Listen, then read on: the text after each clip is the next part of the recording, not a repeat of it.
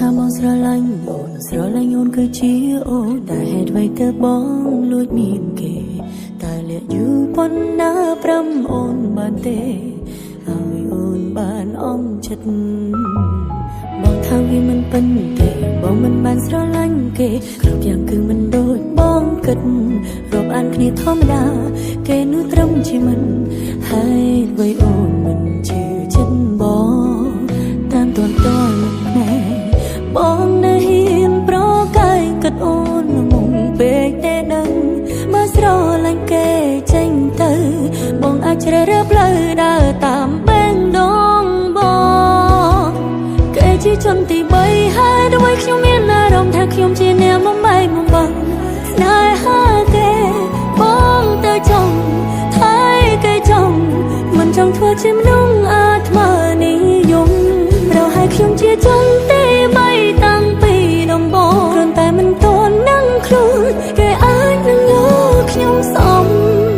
បេះដូងសំបេះដូងដែលកំពុងឯកា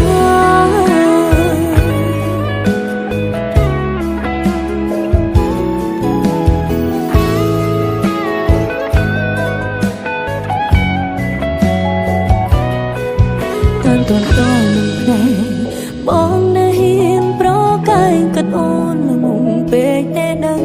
បើស្រឡាញ់គេចេញទៅបងអាចជ្រើសរើសផ្លូវដើរតាមបេងដងបងគេជាជនទី3ហើយដោយខ្ញុំមានអារម្មណ៍ថាខ្ញុំជាអ្នកបំបីបំបាំងស្នេហាគេបងទៅចង់ថៃគេចង់